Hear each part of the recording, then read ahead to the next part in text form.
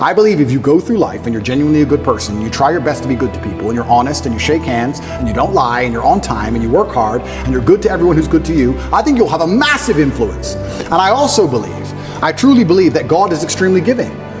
There's the saying, goes around, comes around. Completely true. But I would say it comes from God. God is keeping an eye on you, and he's paying attention to you, and he knows the kind of person you are and the kind of things you do. And I don't believe if you're actually genuinely a good person all of the time, that you're not going to get some goodwill back to you.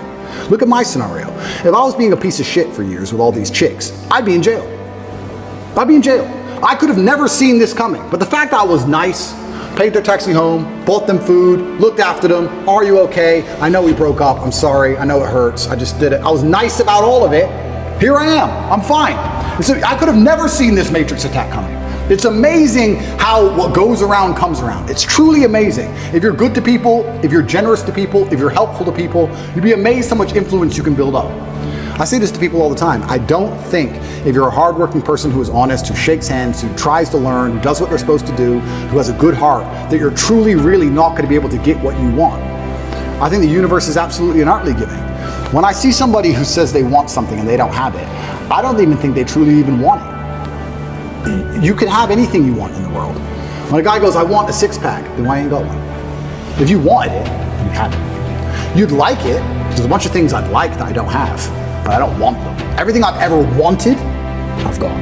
I've never wanted something and not had it. We all know what we're talking about here. There's things we'd like. I'd like to be able to figure skate. Not enough to go learn to figure skate. Okay, so first things first, you need to be worthy of respect. And you're gonna be worthy of respect through having things which are difficult to acquire. So first things first, the basic things, you need to be very focused on trying to make money, because people listen to you when you have money. They just do. Secondly, you need to be in fantastic physical condition, because when you're in fantastic physical condition, it cannot be bought. It must be earned. And people know that. When you're in, I don't know about you, if someone walked in to sell me something and they were obese, I would not trust them the same as if they were in fantastic physical shape. Because I'd say, I don't think you have dedication and heart. I don't think there's something about you that I just wouldn't trust you the same. So fantastic physical condition and money is the first thing. The second thing, whatever your ideas are, you need to learn how to communicate them. Speaking is a superpower in and of itself. You need to become a fantastic communicator. You need to be comfortable in all realms of communication. You need to be persuasive. You need to be comfortable arguing. You need to be good at debating. There's a lot of people out there in the world who have ideas that they can't even project into somebody else's mind. How are you gonna rule the world with that? How are you gonna get your ideas out there and make an influence if you can't make other people understand exactly what you think? That's the first thing. Second thing, once they understand exactly what you think, you need to make them agree with what you think.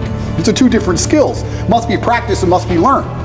If you're 20 years old and you want to change the world, you need to be having endless debates, endless, without resorting to name calling, not on Twitter like a dummy, in person. And you need to come across in a way that people agree with you. We can go back quickly and talk about the red pill.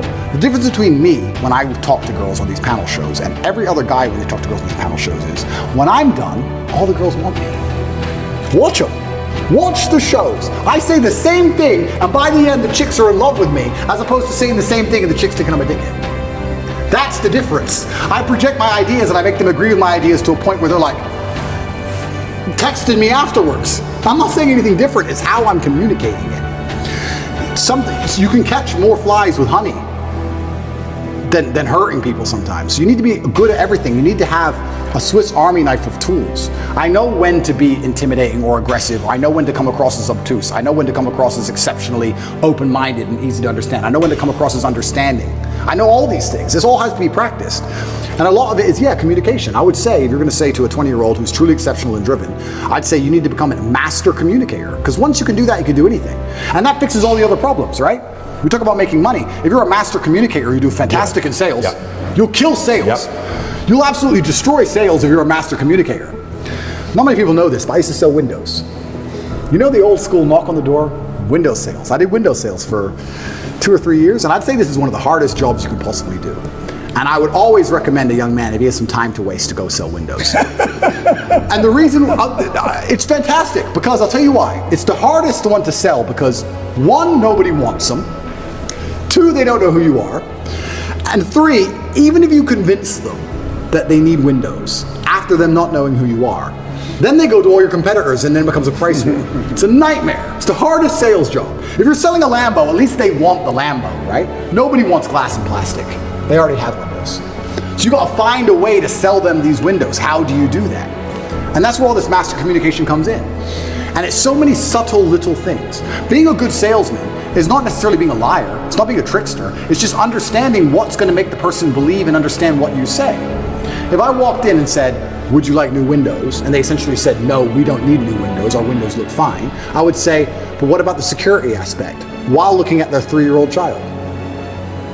And they'd sit there and go, what do you mean security aspect? And then I talk about how we had the lock 5000, and their locks are easy to break, as if glass isn't glass, it's all the same anyway.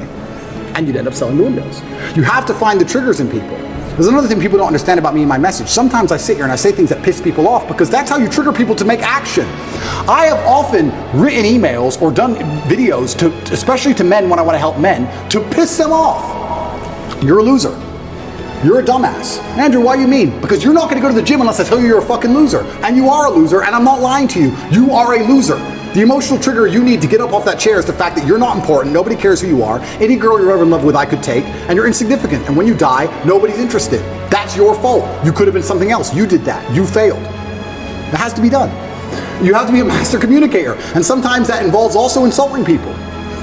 It's all a massive tapestry, but to answer your question, for the 20-year-old, he needs to become a master at communicating. But also to be a master at communicating, you also need experiences worth talking about. You have to live a life. You need a degree of wisdom, and wisdom doesn't always come with age, it comes with life lived. I had a guy message me, this is a long time ago when I used to reply to my own emails, too big now, but he said, I don't have any stories, my life's boring. I said, bro, where do you live? He said, Madrid. I said, bro, ride the train from Madrid to St. Petersburg. Ride the train from Madrid to Vladivostok. Do the Trans-Siberian Railway. Costs you like $300. He goes, oh, but what if I get robbed? Exactly! That's exactly the point! What if you get robbed? Now you have a story. Maybe you'll die, maybe you won't. But you have a story. Don't bring your watch. Have you got a Rolex? No one wants to rob you anyway. Don't worry about it. You're brokey. Get on the train. There has to be that degree of risk to even have a story, because when you have a story, then you can communicate the story. You can't be an empty vessel either. So when you say you're telling me how I build this 20-year-old into a super soldier, yeah, he has to be a master communicator, but he also has to do things which are risky. Risk has value intrinsically linked to it, intrinsically. This is why people, when you do risky things, people want to hear the story. Your coolest stories involve risk. Something went wrong, this could have happened, I almost this, I made it out. Without these risks, you haven't got it. So I would say to the 20-year-old, do what I did, get in the cage, get in the ring. Knock someone out, get knocked out, train hard. Fighting will teach you everything you need to know about life. You'll learn everything about who you truly are. You'll learn if you're a coward or not. You'll learn everything about perseverance and hard work and dedication, everything about being underappreciated. You learn everything about fear. You learn all of it. You learn everything about people. You win a fight, check your phone. Lose a fight, check your phone. You learn all about people. You learn all about them. You learn all about women. I learned so much about women through fighting. When I had a fight coming up and I was weight drained and I had barely eaten in weeks and I'd lost all this weight and I had a world title fight and I'm fighting a guy who might kill me and she's complaining about the toilet seat. I learned all about women. You learn a lot about life through these difficult processes and paths. And there used to be for men like a rite of passage. In most societies, you had to go through something to become a man, from a boy to a man. But that thing was always difficult. It's always been difficult. Now you have to self-induce it, self-inflict it. But if you're going to be a boy and never bring on that self-inflicted rite of passage, how are you going to ever become a man? It's great feedback.